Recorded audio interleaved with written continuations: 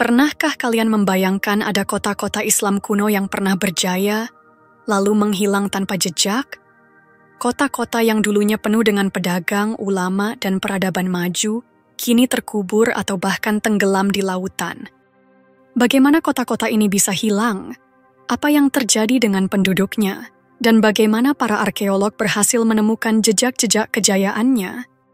Dalam video ini, kita akan melakukan perjalanan melintasi sejarah, mengungkap kisah-kisah menakjubkan dari peradaban Islam yang sempat hilang dari sejarah. Kota Ubar, juga dikenal sebagai Atlantis dari padang pasir, adalah kota yang disebut dalam legenda sebagai pusat perdagangan kemenyan di Jazirah Arab. Kota ini diyakini sebagai Iram Zat al-Imad yang disebut dalam Al-Quran, yaitu kota dengan pilar-pilar tinggi yang dihancurkan oleh azab Allah Subhanahu wa Ta'ala akibat kesombongan penduduknya. Kota Ubar berkembang pesat sekitar 5.000 tahun yang lalu, menjadi pusat perdagangan utama di jalur kemenyan. Terletak di selatan Jazirah Arab, kota ini menghubungkan Arab Selatan dengan Mesopotamia, Persia, dan India melalui jalur perdagangan. Kemenyan, yang digunakan untuk ritual keagamaan dan obat-obatan, adalah komoditas yang sangat berharga dan membuat Ubar menjadi kota yang kaya dan berpengaruh. Penduduk Ubar hidup makmur berkat perdagangan ini. Mereka membangun sumur-sumur dalam untuk menampung air, serta struktur pertahanan yang kuat. Pilar-pilar tinggi yang disebut dalam Al-Quran mungkin merujuk pada arsitektur kota ini yang unik dan megah. Namun, kemakmuran itu membuat penduduk Ubar menjadi sombong. Mereka hidup dalam kemewahan dan melupakan ajaran kebaikan.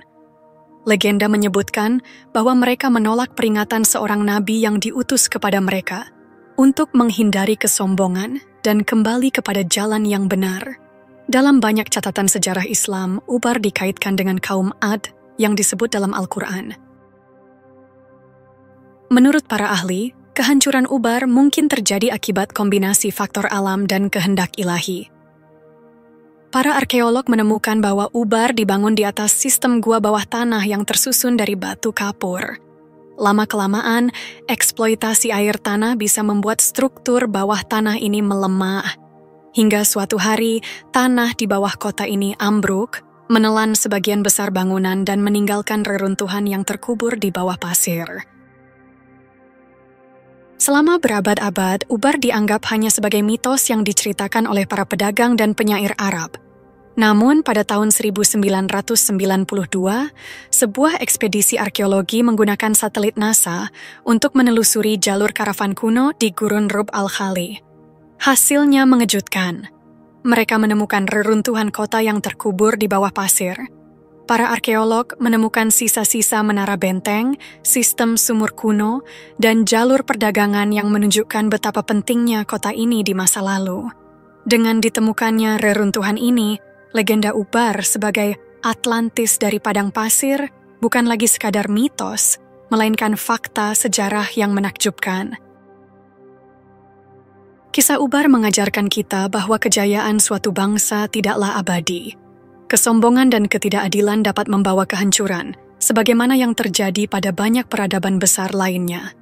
Ubar menjadi bukti bagaimana peradaban yang makmur bisa lenyap dalam sekejap, menyisakan hanya reruntuhan yang tertelan oleh waktu.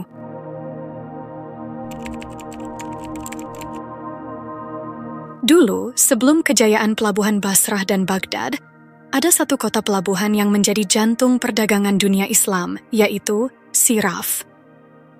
Kota ini terletak di pesisir selatan Iran dan berkembang pesat antara abad ke-8 hingga ke-10 Masehi. Saat itu, kota ini menjadi pusat perdagangan yang menghubungkan Timur Tengah dengan India, Cina, dan Afrika Timur. Bukti kejayaannya masih bisa dilihat dari sisa-sisa rumah para pedagang kaya, yang bahkan sudah memiliki sistem pembuangan air yang canggih. Siraf bukan hanya sekadar pelabuhan biasa. Kota ini dihuni oleh para pedagang, pelaut, dan pengrajin yang hidup makmur berkat perdagangan maritim yang sangat aktif.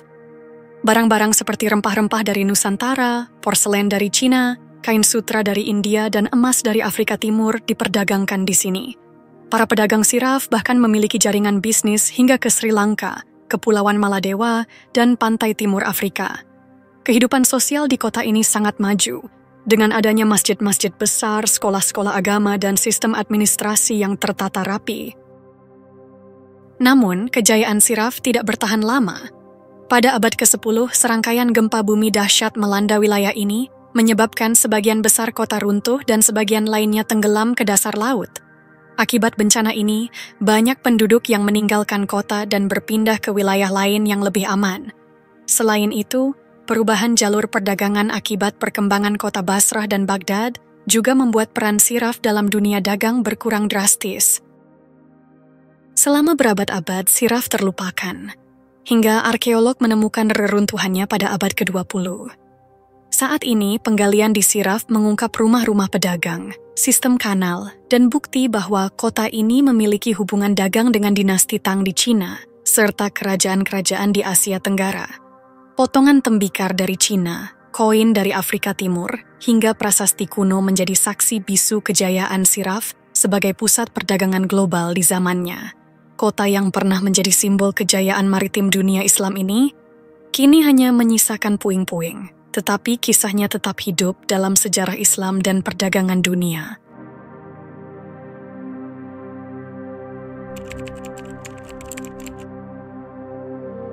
Siapa sangka di Ethiopia terdapat sebuah kota Islam kuno yang penuh misteri.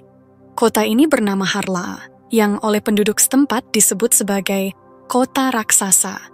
Harla berkembang sekitar abad ke-10 hingga ke-15 Masehi, dan menjadi pusat peradaban Islam di wilayah itu. Para arkeolog menemukan masjid kuno yang diperkirakan berasal dari abad ke-12, menjadi bukti bahwa Islam telah menyebar hingga pedalaman Afrika sejak masa awal. Ditemukan pada tahun 2017, kota ini memiliki masjid tua, koin-koin dari Mesir dan India, serta perhiasan dari Madagaskar. Bukti-bukti ini menunjukkan bahwa Harla pernah menjadi pusat perdagangan penting yang menghubungkan dunia Islam dengan Afrika Timur. Selain masjid, ditemukan juga sisa-sisa bangunan batu besar, yang menunjukkan bahwa kota ini memiliki struktur perkotaan yang maju dibandingkan pemukiman lain di sekitarnya. Penduduk Harla diperkirakan berasal dari berbagai latar belakang, termasuk pedagang Arab, Persia, dan masyarakat lokal Afrika Timur. Kehidupan mereka bergantung pada perdagangan, pertanian, dan pengolahan logam. Barang-barang dari Asia dan Timur Tengah yang ditemukan di Harla membuktikan bahwa kota ini memiliki hubungan dagang yang luas dengan dunia luar. Namun kejayaan Harla tidak bertahan lama. Beberapa teori menyebutkan bahwa perubahan iklim seperti kekeringan berkepanjangan membuat sumber daya kota semakin menipis. Selain itu, pergeseran jalur perdagangan dan persaingan dari kota-kota dagang lain, seperti Zeila dan Mogadishu, melemahkan posisi Harla sebagai pusat perdagangan utama. Akibatnya, kota ini akhirnya ditinggalkan, dan lambat laun tertimbun oleh waktu hingga ditemukan kembali oleh para arkeolog modern.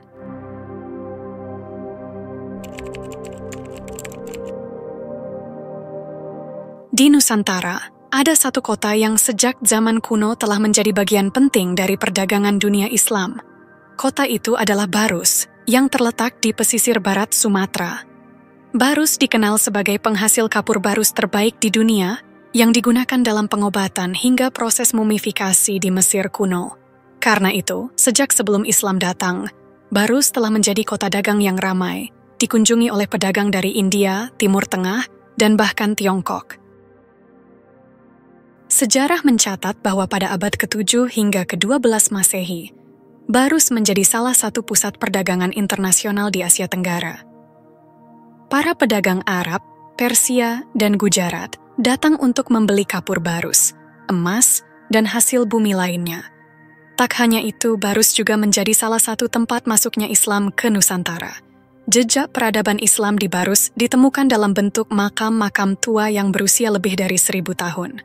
Salah satunya adalah makam Syekh Rukunuddin di kompleks makam Mahligai, yang diyakini berasal dari abad ke-7 atau abad ke-13 Masehi.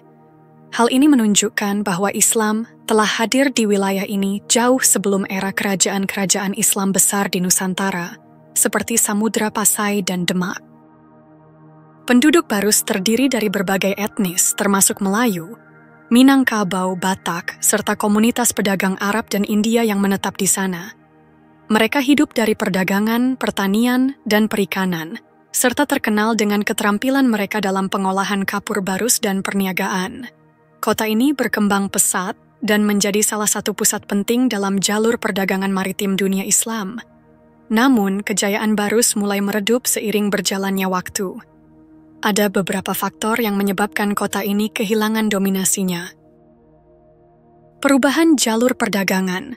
Seiring berkembangnya pelabuhan-pelabuhan baru seperti Malaka dan Aceh, Barus mulai kehilangan peran strategisnya dalam jalur perdagangan internasional. Perang dan invasi. Barus beberapa kali mengalami konflik akibat perebutan kendali antara kerajaan-kerajaan besar seperti Sriwijaya, Majapahit, dan Aceh. Bencana alam. Sebagai kota pesisir, Barus rentan terhadap perubahan iklim, abrasi pantai, dan gempa bumi yang menyebabkan sebagian wilayahnya tenggelam atau rusak. Menurunnya permintaan kapur Barus. Dengan berkembangnya perdagangan bahan-bahan alternatif di dunia, kapur barus dari Barus tidak lagi menjadi komoditas utama. Kini, Barus tidak lagi menjadi pusat perdagangan besar seperti dulu. Namun, jejak sejarahnya tetap hidup dalam bentuk situs arkeologi, makam-makam tua, dan legenda tentang kota yang pernah berjaya ini. Sisa-sisa sejarah Barus terus diteliti untuk mengungkap lebih banyak bukti tentang perannya dalam jaringan perdagangan dunia Islam dan sejarah Nusantara. Selain Ubar, Siraf, Harla, dan Barus, masih banyak kota Islam kuno yang pernah menjadi pusat peradaban, tetapi kini hilang atau belum sepenuhnya ditemukan, seperti Aila, kota pelabuhan Islam di Yordania, Zafar, pusat kejayaan Himyar di Yaman, Fustat, kota Islam pertama di Mesir, Kanbalo, kota ilmu yang terlupakan di Irak, dan Kilwa Kisiwani, kota perdagangan Islam di Afrika Timur. Kota-kota ini pernah menjadi jantung perdagangan, pusat ilmu pengetahuan, dan saksi dari kejayaan Islam di berbagai belahan dunia. Beberapa di antaranya masih terkubur di bawah pasir, hutan, atau bahkan di dasar lautan. Kini, dengan teknologi modern seperti pencitraan satelit, radar tanah, dan eksplorasi bawah laut, para peneliti terus mencari jejak peradaban Islam yang tersembunyi. Siapa tahu, dalam beberapa tahun ke depan, kita bisa menyaksikan lebih banyak kota Islam kuno yang akhirnya kembali ke permukaan sejarah, membuka lembaran baru tentang kejayaan dunia Islam yang selama ini terlupakan.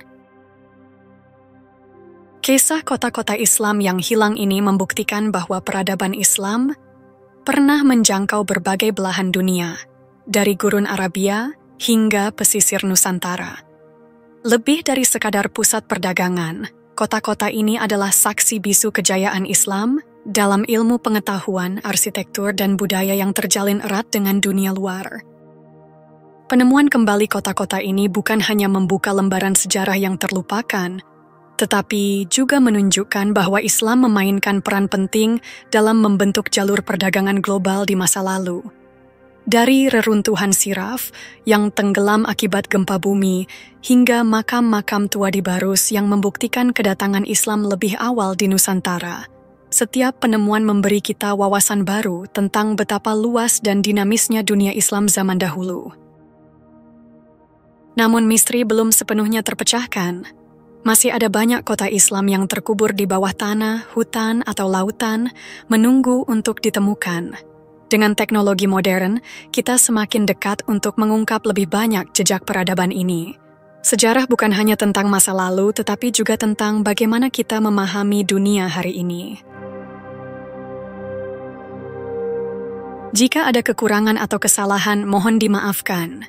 Kebenaran berasal dari Allah Subhanahu wa Ta'ala. Sementara kekhilafan dan kesalahan adalah dari diri saya sendiri sebagai manusia biasa.